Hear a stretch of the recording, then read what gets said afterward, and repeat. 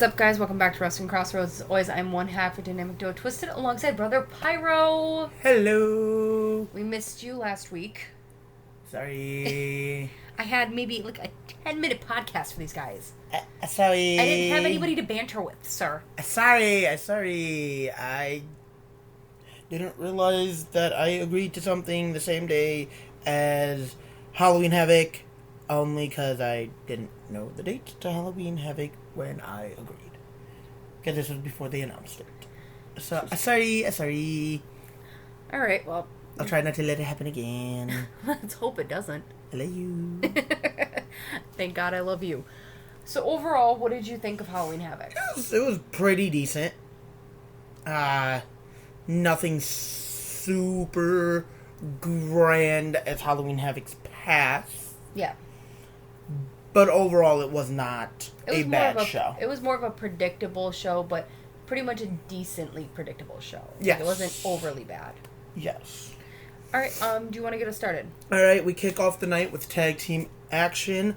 The young OG Javon Evans teams with the young one in charge, TNA's X Division champion, Leon Slater, to take on the world of AAA, Mr. Iguana and La Parka.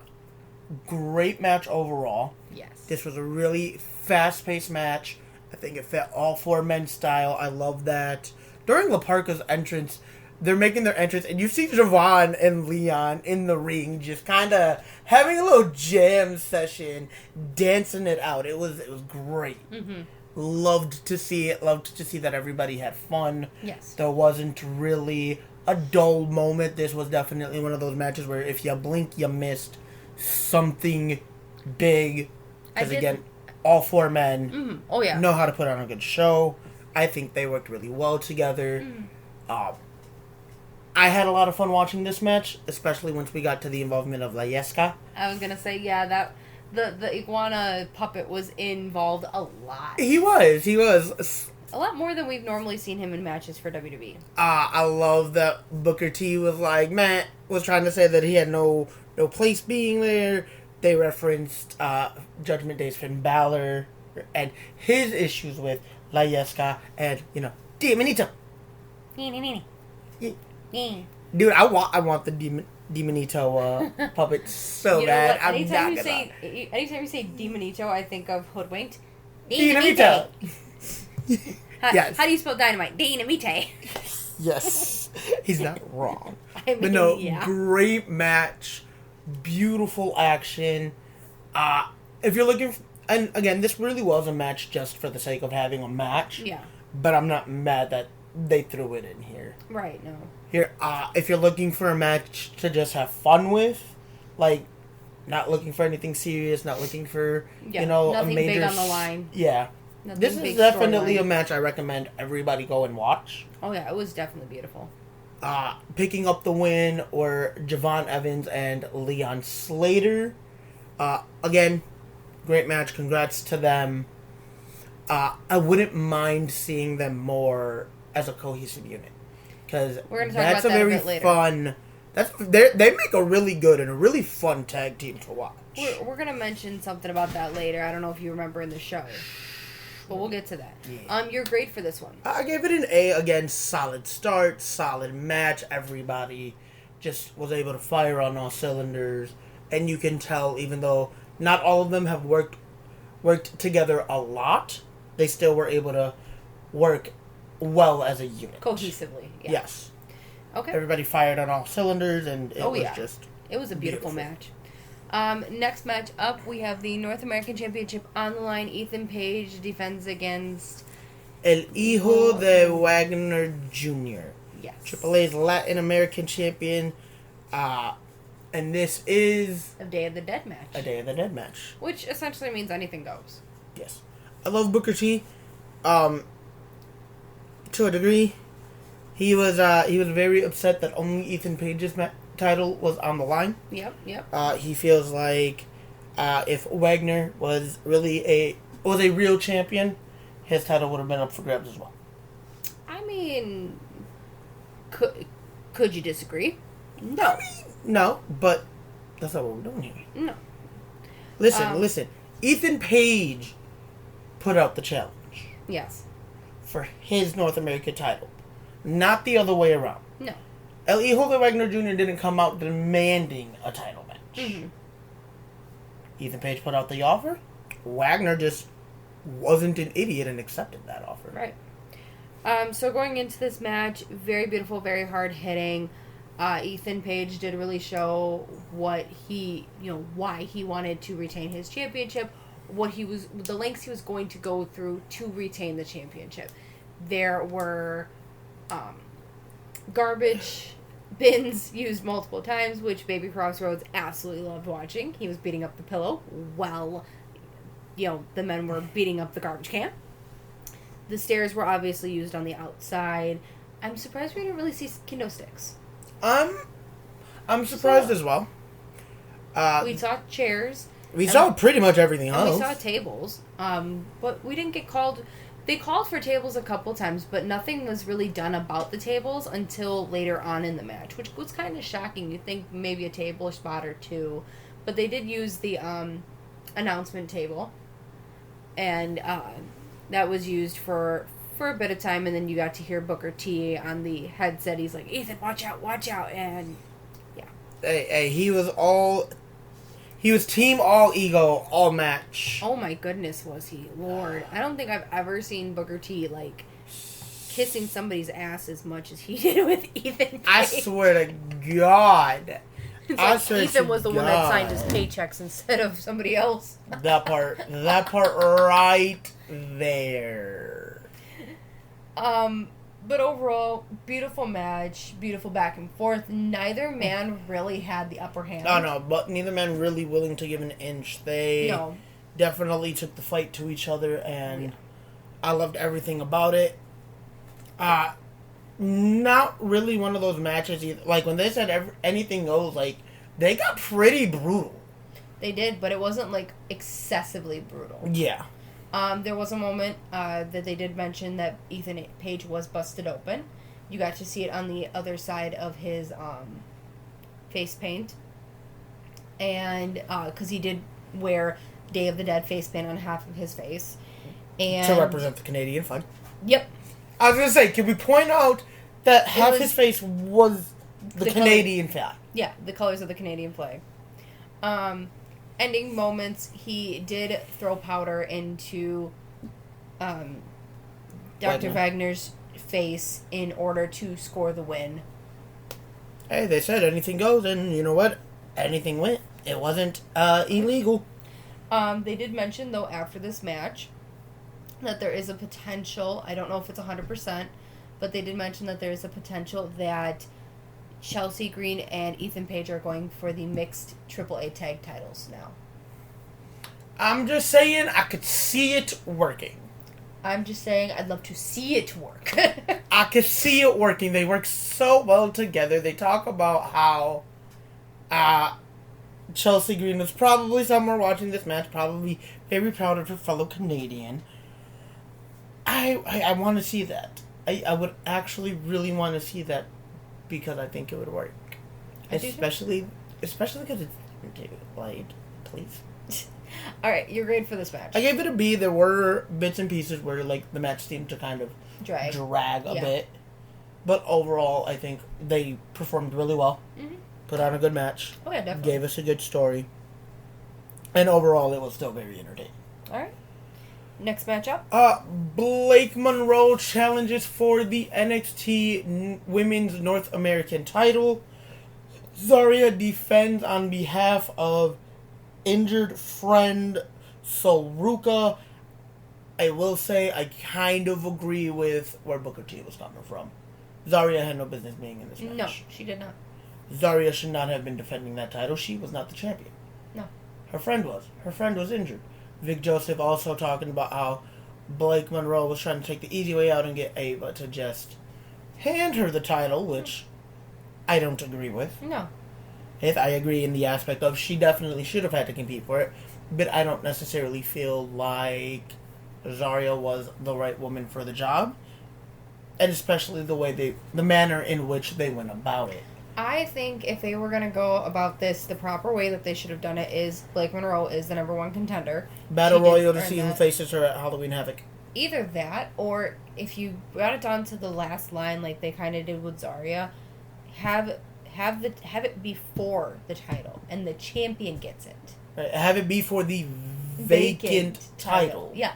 And then Zaria could always be like, oh, once Sol's back, I'd like to relinquish this to Sol. Or Sol beats me for the title. Right, but like... But that's not what they decided. That's not what they decided. Like, overall, we got a decent-ish match. Can I just point out that I loved Blake dressing up as the Bride of Chucky? Oh my god, It worked so well. It really did. It fits her personality so much. It's her. Yeah.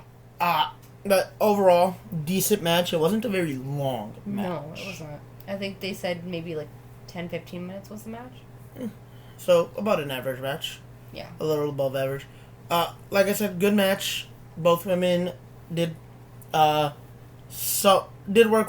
decently together. I feel like there was a few moments that, were kind of blocky or kind of awkward. I would say that one of the reasons for that was Sol being on the outside. Sol definitely. And you know what? Both Vic and Booker alluded to is Sol being out here more of a distraction than it is a benefit for Zaria. Mm-hmm. And low-key, I think it really was, because anytime they went to the outside, instead of focusing on, picking the bones of Blake Monroe doing damage on the outside, mm-hmm. Zaria was focused on Sol Ruca and where she was to make sure she wouldn't get hurt. Like, props to you being a good friend, but at the same time, you have a job here to do. Yeah. You're supposed to be defending this title. Do not focus on the person on the outside. Focus on your opponent. Mm-hmm. Blake Monroe took advantage of a lot of those situations because she saw you're not here 100% mentally. Oh yeah. I'm about to play with your head. I'm about to live rent-free in that sum. And that she did. Mm-hmm. And for that, she was also able to walk out of Halloween Havoc, your new NXT Women's North American Champion. I want to point out the balls on both Sol Ruca and Zaria for the one moment where Zaria's shoulder got dislocated. And and she relocated it? And Sol shoved her into the ring post to pop it back into place. I thought she was turning for a minute. I was respect. That's where I thought it was going. Or I thought disqualification. Title doesn't change hands. Whatever. Her involvement, in that moment, especially, I'm really thinking ref's gonna call for the bell. Ref let a lot of go. Yeah. Especially in that moment, the fact that she put her hands on the active competitor. The fact that she did it and popped her shoulder back into place, mm-hmm. That is one badass. All right? I mean, not as badass as Rhea Ripley doing it to herself. Yes. It's still some pretty badass stuff to do. Yeah. No, I'm sorry. I've seen somebody get their shoulder dislocated. I've seen the agony. That is not a fun process to deal with. You've even had your shoulder dislocated. We're not gonna talk. We ain't talking about me. Exactly. It's not. I know what it's like. You know the pain. Yes, and even then, I will never let somebody try to. No. So respect to you as a competitor for that. I think even Zaria at first was shocked. Honestly. No, she did. You could tell she definitely didn't know how to respond to that. But then she's like, get your ass back in the ring, win my title. Keep my title on board. But, again, those momentary distractions, that being one of them. I think it was right after that Blake really took the... Advantage of the injury. And advantage of the fact that you're still so focused on your friend. I'm here. I've had time to recover from the beatdown you just gave me. Yeah, no. Guess what? Now I get to walk out of here. Your title, your friend's title, in my hand. Yep. That's what you get for not paying enough attention. But from one women's match to another, take us into the next. You got to give us a grade first. I gave it a B. I'm sorry, I gave it a C. Again, I feel like they didn't really work as well together as they could have, and I don't think that they got enough time. Okay. Like you say, it was about a 10-15 minute match, but I feel like it was a lot shorter. Like, I don't know. Just I could be wrong in the timing, going but back at least and watching, 10 minutes. Going back and watching, I don't feel like we hit that, like, 10-15 minute mark. It could even be a 7-minute match, but I can definitely tell you it wasn't a 5-minute match. Okay. So jumping into the next one, we have NXT Women's Title. Jacy Jayne takes on Tatum Paxley. And we just spoke about lacking chemistry. Is it just me? Or was this another match of lacking chemistry? Honestly. To me, they didn't click well until almost the very end. I was going to say, no, it did take them a minute to... It took them a very long minute. To find their bearings as competitors there. But with that being said, I think this is also the first time they've really shared a ring together. I mean, I could say that that might be the first time, aside from, like, the Iron Survivor matches, if they were ever in it together. I can't remember off the top of my head. I don't remember either, but, like, sometimes it does take time to build that chemistry. Which is, again, the Zaria Blake Monroe match. We might need to see it a few times. They might need to go at it a couple times to really build well. Build in together, you know? Mm-hmm. And we could say the same thing about Tatum and Jacy Jayne right now. Yeah. So starting off the match, obviously, Tatum comes out with the Cullings. I keep wanting to call them the Cullens instead of the Culling. This isn't Twilight. You know what? Their name is that damn similar, so excuse me. Twilight. Excuse me. We ain't talking about vampires pretending to be teenagers right now. We ain't talking about sparkly shit either. Huh? Who said that? And obviously, Jacy Jayne had Fatal Influence. Both, very early on, I would say, both teams really became a factor, not only on the outside, but on the inside of this ring, with distractions and making sure that the others took their eyes off the ball. There was a moment, though, that both teams were ejected from ringside, which was great on the ref to not only call for one, but to call for both. I love the, Izzie Dame and I think Fallon Henley initially got into it. Yes. And then the Sean Spears and I don't remember the other guy's name. I don't either. Got involved. And then who is the new chick that's with Fatal Influence? That replaced Jasmine. Bad move, by the way. She's the girl that was supposed to go for the Speed Championship when Jada Parker took over. Lainey Reed. There we go. Her, hitting that crossbody on everybody. Yeah. Beautiful. Yeah. I think it was, like I said, it was a nice call in the ref's favor to just eject everybody. He looked at the culling, ejected them. Fatal Influence really thought they had it, and he looked at them like, I don't know what you're laughing for, because y'all are gone too. Goodbye. That really gave both of them, both these women, the ability to do this on their own. Once it got one-on-one, I think the chemistry came out. I think the match gelled a lot better because there was so much going on the outside that it was hard to focus on the people you were supposed to be focused on. Yeah. Absolutely beautiful back and forth. Neither woman really had an upper hand in this match, and anything Jacy had going towards Tatum had an answer for. Yes. There was a lot of 2 counts. There was a lot of, quick maneuvers. Vic Joseph said something, about being happy that after everybody had gotten injected, he looked at how Tatum approached this match. Yeah. And he made a comment of, she's approaching this match like this might be the only one she gets. Yep. And personally, I think he's not wrong. I think every competitor should really approach title matches this way, because you're not just handed title matches. They don't come, a dime a dozen. They don't get handed to you unless you're Drew McIntyre or Rhea Ripley.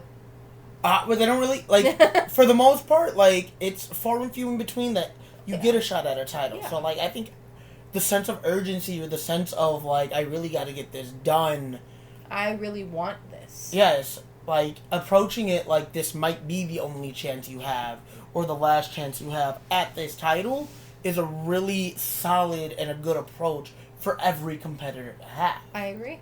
I wholeheartedly agree to that. But like I said, beautiful back and forth. Everybody had an answer for everything. Closing moments of this match. We did see the Cullings and Fatal Influence all come out together. Fatal Influence was jumping on the backs of the men for the Cullings, trying to prevent them from going to the ring and essentially helping out Tatum. The ref does get distracted for a moment on the other side of the ring. However, we see Izzie Dame grab the title. I want to know what her intent was with that belt. We get in there. She jumps into the ring. She jumps into the ring. And initially, she's eyeing up Tatum. I was going to say, it looks like she was ready to clobber Tatum. She looks like she's, obviously going for Tatum. She does not, however. Tatum ducks, and up comes Jacy. She hits Jacy with the title and leaves the ring. After which, Tatum picks up the win. So your new NXT Women's Champion, and congratulations to Tatum Paxley. However, does this give Jacy claim for a complete rematch? No. Yes, but no. Okay. Your explanation. Let me explain. Yeah. For the longest time, her reign as champion and how she got to the title. Yeah. Has been use the numbers game. Oh yeah. Her game got used against her. Yep. There's a saying in the sport of basketball: you live by the 3, you die by the 3. Okay. She lived by the numbers game. She died by the numbers game. Okay. You literally every trick you have used to get and maintain that title reign is exactly what was used against you. You can't be mad that this is how you lost the title. But at the same time, this coming after both teams have been ejected. Yes. This should have been 1-on-1. With their re-interference, yes, I can see her having some kind of cause, some kind of claim. If I'm Ava, I'm barring everybody from ringside, making it a steel cage match. Something where 1-on-1. Nobody can get in, nobody can get out. Like, y'all are going to duke it out, and y'all are going to make sure that this is clear between the two of y'all. Yep. I'd still put Tatum over, though. I agree. Oh, dude, I about cried. Oh, I don't doubt it. You've been pushing for Tatum since she became Tatum. Long. After this match, though, on the following Tuesday, we did get to see a celebration for Tatum, in which she iterated to the fact that at Halloween Havoc, we did not have the Wheel of Terror. She did bring it back and spun the Wheel of Terror to find out her first opponent that would have been that Tuesday night. She spun the wheel, and it landed on none other than Miss Lola Vice. They did end up having the match. However, it was ended fairly quickly. Oh, like I didn't get to watch NXT? I did not, but this is from what I caught. It did end fairly quick with the interjection of Fatal Influence. Yeah. So. This isn't gonna end anytime soon. Oh no, they got a whole storyline wrapped up with this. I swear to God. They're running it back at least one more time. Your grade for this match? I gave it a B. The right person went over. Yeah. I do feel like there were some points in the match where things just didn't gel or click or move the way that they should have. Yeah. And that's no fault of their own. Mm-hmm. Again, the World of Pro Wrestling really is a trial and error kind of thing. Oh, yeah. You put two people in the ring, you got to figure out what works and how they work together. Agreed. So you might have to try it a couple times. Oh yeah, definitely. Before you finally get something that clicks. All right, next match. NXT tag titles are on the line in a broken rules match. Brother Nero, Broken Matt Hardy defended their titles against Darkstate, and I would love to say that it was only such and such member, but really it was all four of them. Oh yeah, definitely. And in this kind of match, this is the definition of anything goes. Yep. So it really didn't matter. It didn't really matter which two participated. No. Before you get started on the match, can we talk about the entrance for the Broken, Matt Hardy, and Brother Nero? What about it specifically would you like to bring up? The homage to Bray Wyatt. Oh, I noticed that he had the... He not only Jeff's had the face paint, but if you remember when they were the Broken Worlds. The Deleter of Worlds. The Deleter of Worlds. How they would sit in the ring for their entrance. Yes. Matt Hardy above him and his arms out. You notice that Brother Nero did it for a bit, but then went into the Hardy sign and put his hands in a prayer motion. Which was absolutely beautiful to see. I love that even still now, sometime later, people are still making the little bits and pieces to Wyndham.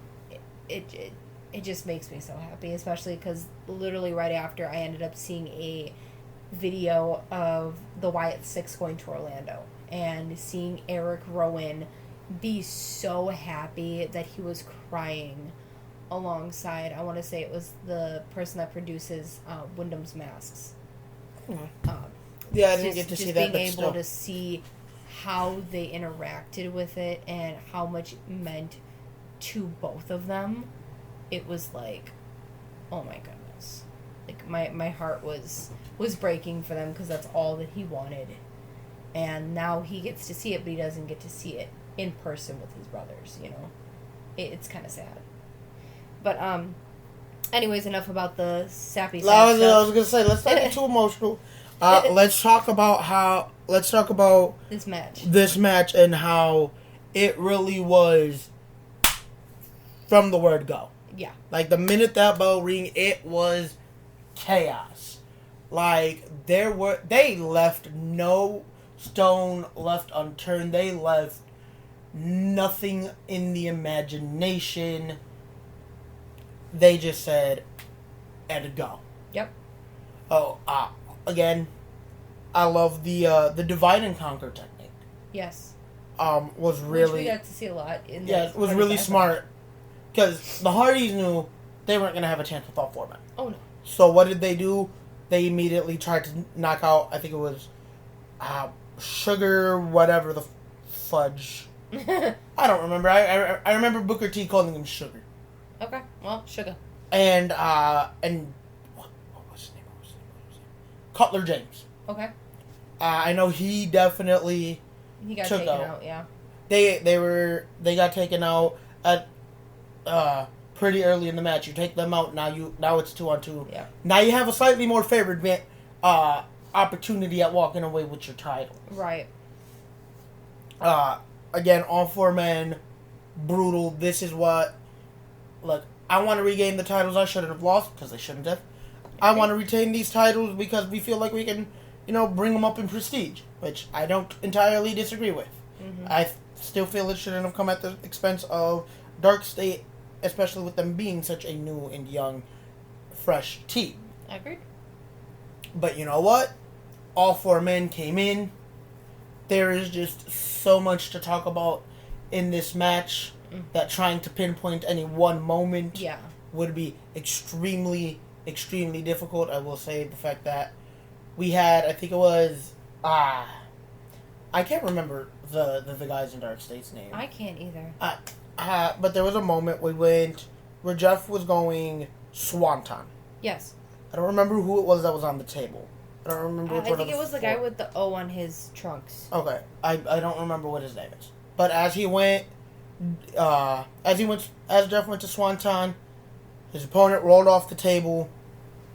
I think it was Osiris. It's Dion Lennox, Osiris Griffin, Cutler James, Saquon Sugars. Okay, that's why. Okay, you know what? That's why Sugar clicked in my head. But yeah, Cutler. I think it was Osiris that he did. But yeah, Cutler and Saquon were taken out relatively early. Mm-hmm. But yeah, I want to say it was Osiris. Was set up for the Swanton. He's able to roll off the table. Yes. Jeff went through 2 tables right then and there. Kind of really giving Darkstate the upper hand. It being 2-on-1. Cutler and Saquon were able to recover. They got involved again. And walking out of Halloween Havoc, 2-time NXT Tag Team Champions is Darkstate. I loved this match. It was definitely for the hardcore fan. If you're a fan of like ECW back in the day, the hardcore match, the extreme style. Yeah. This is definitely a match you want to watch. This is definitely a match you look into. Now we go post-match. Yes.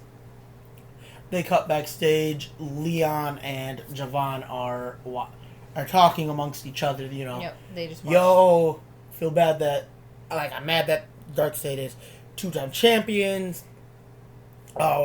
Leon looks at Javon. Do you think we should have helped them? Yes, but they said they wanted to go at it alone, so we're going to respect the OGs. Yeah. But we still got to get our lick back. He's like, yeah, from Bound for Glory. Like, I was thinking the same thing. He's like, what do you say we go after them tag titles? Leon looked at him and was like, let me wrap up some stuff I got to finish. Is taking care of his X Division champion. But as soon as I can lock in with you, I got you. Leon and Javon as a full-time tag team is going to be so much fun to watch. Not only that, but I say give them a long reign. Oh, and if you actually do pull the trigger on putting the title on them, y'all just created something I don't think they're even aware of what it could be. Yeah, definitely. I don't think they're aware of how big it could be, man. Oh yeah. Your grade for this match. What was it? I gave it a B again.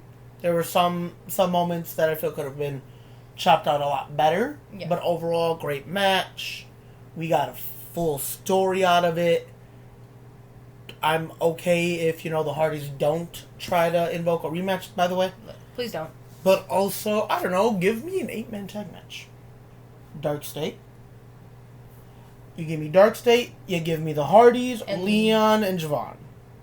Agreed. I feel like it'd be a very fun match. Alright, main event is our NXT World Title. Ricky Saints defends against Trick Williams. Lord, Trick, you are turning into Drew McIntyre. Anytime you lose a title, you gotta whine about getting a title. You need to stop.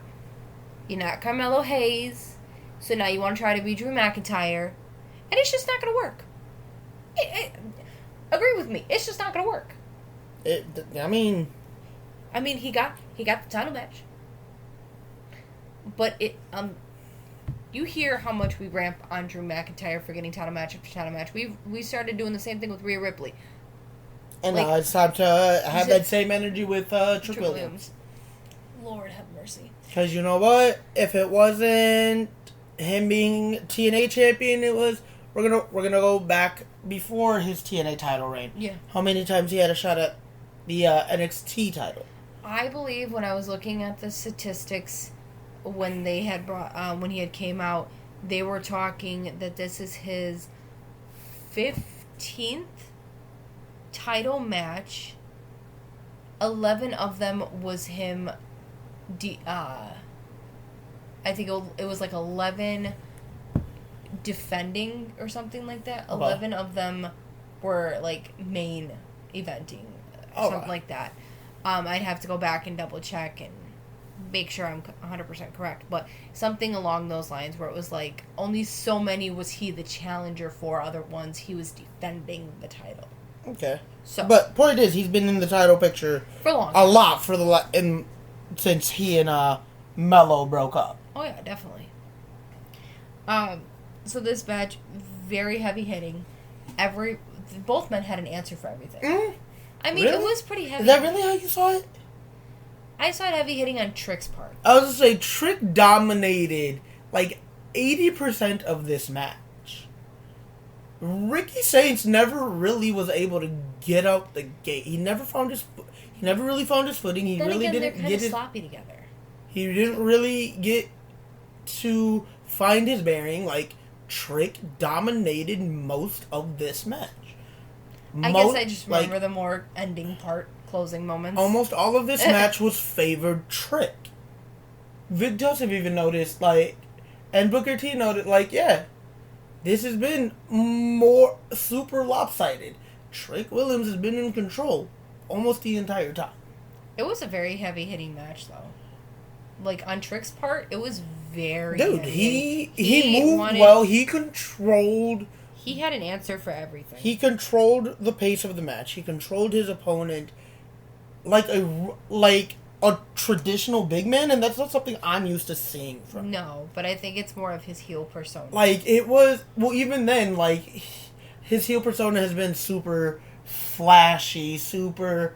I'm gonna show off. This was less that and more coordinated, more planned out, structured.